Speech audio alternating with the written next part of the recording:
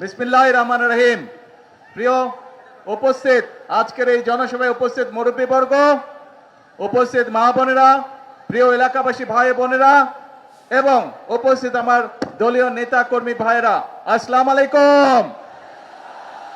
কেমন আছেন সবাই? হ্যাঁ, আলহামদুলিল্লাহ। ভালোই থাকতে হবে আমাদেরকে। কেন ভালো থাকতে হবে? কারণ আমরা একটি কথা বলি, কি সেই কথা? করব কাজ জানা আছে, তারপরেটাকে ইয়েস। এবং সেজন্যই আজকে আমরা যেই খাল প্রায় 48 বছর আগে শহীদ রাষ্ট্রপতি জিয়াউর রহমান খনন করে গিয়েছিলেন, তারপরে সময়ের পরিক্রমায় খাল হয়ে গিয়েছে। এবং এই খালটি যখন বন্ধ হয়ে গিয়েছে, তার ফলে বহু কৃষক, এই যে আমার পাশে এক কৃষক ভাই বসে আছে, ওনার কথা একটু আগে শুনলেন আপনারা, যে এই খাল আমরা খনন করতে পারলে, শহীদ জিয়া যখন খনন করেছিলেন তার ফলে এই এলাকার কৃষক ভাইদের সুবিধা হয়েছিল। প্রায় 2000 কৃষক পরিবারের সুবিধা পেয়েছে। 13 কিলোমিটার লম্বা খাল, বহু মানুষের সুবিধা পাবে, শুধু কৃষক ভাইরা না, খালের দুই পাশে যারা থাকে তারাও পানির সুবিধা পাবে। কাজেই এই খালটি খনন করতে হবে। এইরকম আমরা সারা বাংলাদেশে 20,000 কিলোমিটার খাল খনন করব ইনশাল্লাহ আগামী 5 বছরে। কারণ আমরা বাংলাদেশকে খাদ্যে স্বয়ংসম্পূর্ণ আছে, আমরা আরো খাদ্য উৎপাদন বৃদ্ধি করতে চাই বাংলাদেশের, যাতে খাদ্যের জন্য কোনো মানুষকে কষ্ট পেতে না হয়। আল্লাহ রাব্বুল আলামিন বাংলাদেশের মাটি এত উর্বর করে দিয়েছেন যে আমরা যদি সময় মতন পানি দিতে পারি তাহলে আলহামদুলিল্লাহ আল্লাহর রহমতে এখানে ফসল পড়ে। ঠিক না কৃষক ভাই? পানি ঠিক মতন দিলেই ফসল ফলে। এখন প্রিয় ভাই বোনেরা, এই যে আমরা খাল খনন করব, এই কথাটি কবে বলেছিলাম বলেন তো? হ্যাঁ, কবে? ইয়েস, নির্বাচনের আগে বলেছিলাম। কারণ আমরা জানি খাল খননের ভিতর দিয়ে কৃষক ভাইদের উপকার হবে। কৃষক ভাইদের উপকার হলে কৃষকরা ধীরে ধীরে স্বাবলম্বী হবে, এবং কৃষকরা স্বাবলম্বী হলে এই দেশের অর্থনীতি ধীরে ধীরে মজবুত হবে। এই দেশের অর্থনীতি মজবুত হলে এই দেশের মানুষের অর্থনীতি মজবুত হবে। প্রিয় ভাইরা, ভাই বোনেরা, আমরা শুধু খালের কথা বলিনি, খালের সাথে আমরা আরো কয়েকটি কথা বলেছিলাম। আজকে আপনাদের এখান থেকে আমি যাব চাঁদপুর সদরে, সেখানেও দুটি কর্মসূচি রয়েছে। তার মধ্যে একটি কি কর্মসূচি আছে যে জানেন না কে? হ্যাঁ, জানেন? কে কে জানেন? হাত তুলেন তো। তো আপনারা সব খবরই রাখেন, আর বক্তব্য দিব কি? বক্তব্য দরকার আছে? ও আচ্ছা, তারপরে বক্তব্য দিতে হবে। আচ্ছা ঠিক আছে, নয় একটু দিলাম। তো এই যে এখন চাঁদপুর সদরে যাব, চাঁদপুর সদরে একটি আছে খাল খনন আর আরেকটি আছে ফ্যামিলি কার্ড। শব্দটা চেনা চেনা লাগে? ফ্যামিলি কার্ড কার কাছে চেনা চেনা লাগে? আচ্ছা, ওই যে পিছনে গাছতলায় ভাই বোন, আপনাদের কাছে চেনা চেনা লাগে শব্দটা? আচ্ছা আলহামদুলিল্লাহ। ওই যে পারে মানুষ, আপনাদের চেনা চেনা লাগে? আচ্ছা ধন্যবাদ। ছোট বন্ধুরা, তোমাদের কাছে ফ্যামিলি কার্ড চিনো? শুনেছো? আগে কথা শুনেছো ফ্যামিলি কার্ডের কথা? আচ্ছা, এখন প্রিয় ভাই বোনেরা, এই ফ্যামিলি কার্ডের প্রতিশ্রুতি আমরা নির্বাচনের আগে এই দেশের মানুষের কাছে দিয়েছিলাম। এই ফ্যামিলি কার্ডের লক্ষ্য কি? এই যে আমাদের ছোট ছোট বোনেরা এখানে দাঁড়িয়ে আছে, দেশনেত্রী খালেদা জিয়া যখন দেশ পরিচালনার দায়িত্বে ছিলেন, তখন এই যে আজকে যারা শিশু এখানে দাঁড়িয়ে আছে, মেয়েরা যারা, নারীদের শিক্ষা ব্যবস্থা উনি ক্লাস 12 পর্যন্ত, ক্লাস 1 থেকে ক্লাস 12 পর্যন্ত উনি বিনামূল্যে করে দিয়েছিলেন। আজকে আমরা সিদ্ধান্ত নিয়েছি দেশনেত্রী খালেদা জিয়ার সেই কর্মসূচিকে আমরা আরো আগিয়ে নিয়ে যাব, এবং ইনশাআল্লাহ আমরা এই যে মেয়েদেরকে শিক্ষা ব্যবস্থা ইন্টারমিডিয়েট পর্যন্ত ফ্রি আছে, এটাকে আমরা ডিগ্রি বা স্নাতক পর্যন্ত আমরা ইনশাআল্লাহ ফ্রি করব। এবং শুধু তাই নয়, যে সকল মেয়েরা ভালো রেজাল্ট করবে ইনশাআল্লাহ তাদেরকে আমরা সরকারের পক্ষ থেকে ইনশাআল্লাহ উপবৃত্তির ব্যবস্থা করব। কাজে মন দিয়ে সবাইকে পড়তে হবে, তোমাদেরকে মন দিয়ে পড়তে হবে, তাহলে তোমরা সরকার থেকে উপবৃত্তি পাবে। এখন আসুন প্রিয় ভাই বোনেরা, কেন আমরা আমাদের মায়েদেরকে বা আমাদের বোনদেরকে শিক্ষিত করতে চাই, একই সাথে তাদের হাতে ফ্যামিলি কার্ড তুলে দিতে চাই? কারণ এই দেশের জনসংখ্যার অর্ধেক হচ্ছে নারী। আমরা যদি আমাদের প্রত্যাশিত বাংলাদেশকে গড়তে চাই, তাহলে এই নারীদেরকে যদি আমরা স্বাবলম্বী না করি, শিক্ষিত না করি, অর্থনৈতিকভাবে স্বাবলম্বিত না করি, তাহলে আমাদের এই দেশকে এগিয়ে নিয়ে যাওয়া সম্ভব না। এবং সেই জন্যই আমরা সিদ্ধান্ত নিয়েছিলাম, বাংলাদেশের মানুষের কাছে আমরা প্রতিশ্রুতি দিয়েছিলাম যে বিএনপি 12 তারিখের নির্বাচনে যদি আপনাদের সহযোগিতা আল্লাহর রহমতে বাংলাদেশের জনগণের সমর্থনে সরকার গঠন করে, ইনশাল্লাহ আমরা দেশের 4 কোটি পরিবার রয়েছে, ধীরে ধীরে আমরা এই পরিবারের যারা মায়েরা আছে, গৃহিণীরা আছে, তাদেরকে আমরা ফ্যামিলি কার্ড এক এক করে পৌঁছে দিব। এবং সেই ফ্যামিলি কার্ডের মাধ্যমে আমরা 2,500 টাকা করে প্রতি মাসে আমরা মায়েদের হাতে তুলে দিব, যাতে করে সেই মায়েরা পরিবারের শিশুদের লেখাপড়া বলেন, স্বাস্থ্য বলেন, সবকিছু ঠিকভাবে যত্ন নিতে পারে। ধীরে ধীরে যাতে মায়েরা ছোট ছোট ব্যবসা বাণিজ্য করার মাধ্যমে স্বাবলম্বী হয়ে গড়ে উঠতে পারে। কারণ মা যদি শিক্ষিত হয়, পরিবার শিক্ষিত হয়। মা যদি স্বাবলম্বী হয়, একই সাথে পরিবারের সকল সদস্য ধীরে ধীরে স্বাবলম্বী হয়। প্রিয় ভাই বোনেরা, এই প্রতিশ্রুতি আমরা দিয়েছিলাম।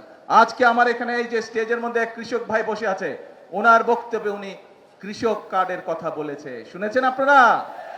এই কৃষক কার্ডের কাজও কিন্তু খাল খননের কাজ যেমন আমরা শুরু করেছি, ফ্যামিলি কার্ডের কাজ যেমন আমরা শুরু করেছি, আল্লাহর রহমতে কৃষক কার্ডের কাজও আমরা ধীরে ধীরে শুরু করেছি। হতে পারে এখন পর্যন্ত কেউ বলতে পারে যে আপনারা তো অল্প দিয়েছেন। হ্যাঁ, আমরা কাজটি শুরু করেছি, সরকারের কাজ ধীরে ধীরে এগোয়। কারণ এই যে সামনে বাজেট আছে, এই বাজেটে আমরা ফ্যামিলি কার্ড এবং কৃষক কার্ডের জন্য অনেক বেশি বরাদ্দ রাখবো। কারণ বর্তমানে যেই বাজেট চলছে, এটি তো বিএনপি সরকারের বাজেট না, এটি বিএনপি সরকারের আগে যেই অন্তর্বর্তীকালীন সরকার ছিল তাদের করে যাওয়া বাজেট। এবং সেই বাজেটের মধ্যে ফ্যামিলি কার্ডের কোনো টাকা দেওয়া ছিল না, সেই বাজেটের মধ্যে কৃষক কার্ডের জন্য কোনো টাকা দেওয়া ছিল না। সেই জন্য ইনশাল্লাহ এবার আপনাদের সরকারের বিএনপি সরকার বাজেট তৈরি করছে এবং সেই বাজেটের মধ্যে ফ্যামিলি কার্ডের জন্য বরাদ্দ রাখা হবে, সেই কার্ডে কৃষক কার্ডের জন্য বরাদ্দ রাখা হবে কৃষক ভাইদের জন্য। আমরা চাই মায়েরা যেমন স্বাবলম্বী হবে, আমাদের দেশের কৃষক ভাইরাও স্বাবলম্বী হবে। সেই জন্য কৃষক কার্ডের মাধ্যমে প্রতি বছর যাতে কৃষক ভাইদের যে সার, কীটনাশক, যেসব বীজ, ফসলের বীজ, এগুলো কিনতে যেই টাকাটির প্রয়োজন, তার একটি অংশ আমরা সরকারের পক্ষ থেকে ফ্যামিলি কার্ডের মাধ্যমে কৃষক ভাইদের হাতে পৌঁছে দিব, যাতে করে তাদের জন্য সমস্যা না হয়। প্রিয় ভাই বোনেরা, কি আপনারা সবাই কৃষক? গুড। প্রিয় ভাই বোনেরা, এখানে টেকনিক্যাল কলেজের কথা বলা হয়েছে। এখানে টেকনিক্যাল কলেজের ডিমান্ড করেছে এমপি সাহেব, করেছে না একটু আগে? আপনাদেরই তো সন্তান, আপনাদেরই সন্তান, কিন্তু এই এলাকার সন্তানই, চাঁদপুরের সন্তানই হচ্ছে বাংলাদেশের শিক্ষামন্ত্রী। আপনাদের সামনে শিক্ষামন্ত্রীকে আমি এখনই বলে যাচ্ছি, যত দ্রুত সম্ভব সেই টেকনিক্যাল কলেজের ব্যাপারে যাতে ব্যবস্থা গ্রহণ করে।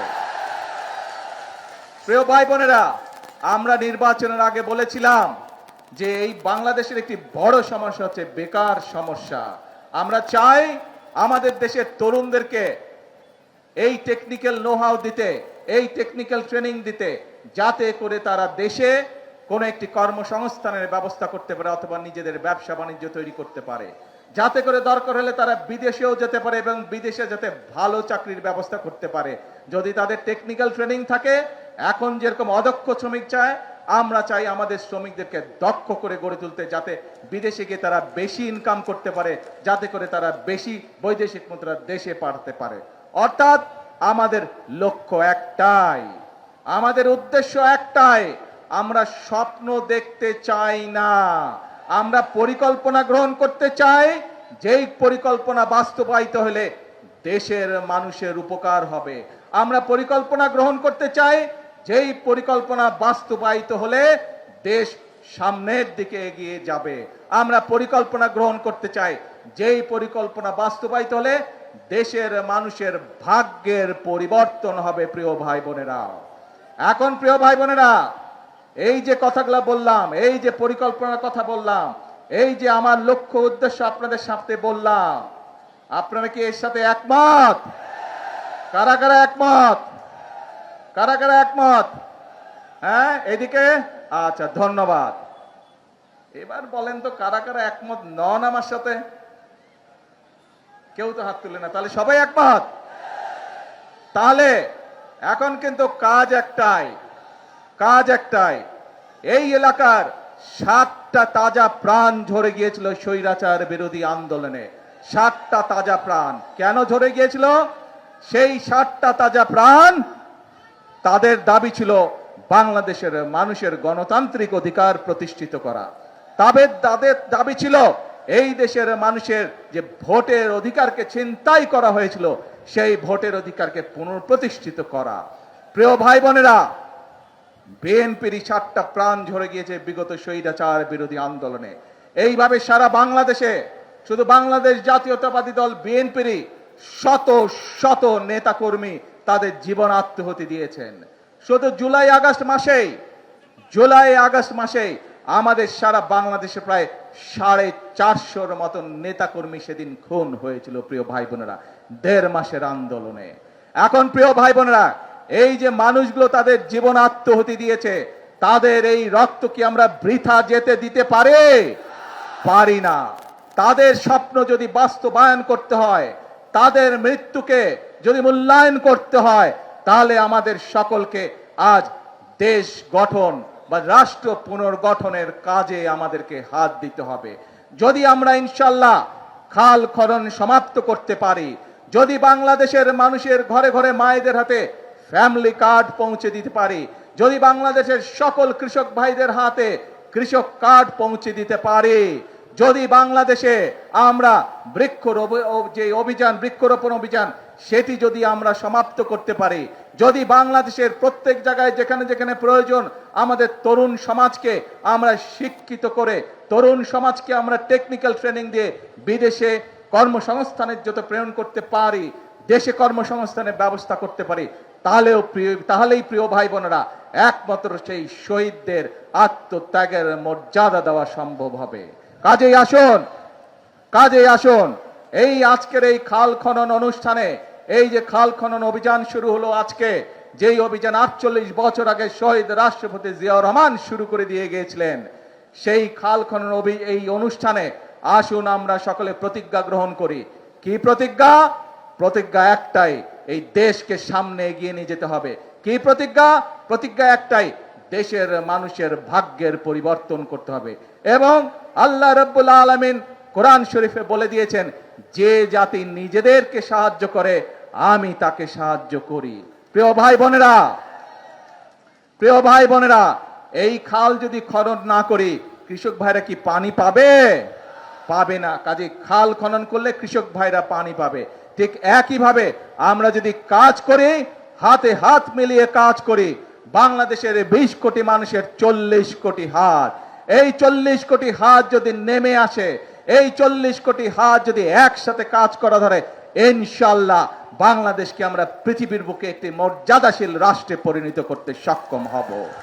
আজকের এই অনুষ্ঠানে, এই খাল কাটা অনুষ্ঠানে আসুন এটিই আমাদের প্রতিজ্ঞা হোক, এটিই আমাদের শপথ হোক যে আমরা করব কাজ সবার আগে। এটিই হোক আমাদের প্রতিজ্ঞা। আছেন নাকি আমার সাথে? কারা কারা আছেন আমার সাথে দেশ গড়ার কাজে? আলহামদুলিল্লাহ। প্রিয় ভাই বোনেরা, আসুন আজকে থেকে আমাদের কাজ হবে একটাই, সেটা হচ্ছে দেশ গঠন, দেশ গড়া, রাষ্ট্র পুনর্গঠন। এটিই হোক আমাদের প্রতিজ্ঞা। আর আমরা যেরকম নির্বাচনের আগে জনগণের সামনে যে সকল প্রতিশ্রুতি দিয়েছি, ইনশাআল্লাহ অতীতে সব সময় দেখা গিয়েছে বিএনপি যে সকল প্রতিশ্রুতি জনগণকে দেয়, দেশের মানুষের সামনে দেয়, বিএনপি দেশ পরিচালনা করার সময় আস্তে আস্তে সবগুলো প্রতিশ্রুতি তারা বাস্তবায়নের চেষ্টা করে। কাজেই আমরা আমাদের প্রতিশ্রুতি বাস্তবায়ন করব। কিন্তু বিএনপির শক্তির উৎস কারা? বিএনপি শক্তির উৎস বাংলাদেশের জনগণ। সেজন্যই আমরা বলি, সেজন্যই আমরা যারা বিএনপি করি, সেজন্যই আমরা যারা শহীদ রাষ্ট্রপতি জিয়াউর রহমানের দল করি, দেশনেত্রী খালেদা জিয়ার নেতৃত্বে আমরা দল করেছি, আমরা সকলে বলি জনগণই হচ্ছে আমাদের সকল রাজনৈতিক ক্ষমতার উৎস। প্রিয় ভাই বোনেরা, আপনাদের শক্তি হচ্ছে আমাদের শক্তি, আপনাদের সমর্থন, আপনারা যতক্ষণ আমাদের পাশে থাকবেন, আপনাদের সমর্থন যতক্ষণ থাকবে, আমাদের দেশ করার কাজ ইনশাআল্লাহ চলতে থাকবে। আল্লাহ হাফেজ। বাংলাদেশ জিন্দাবাদ।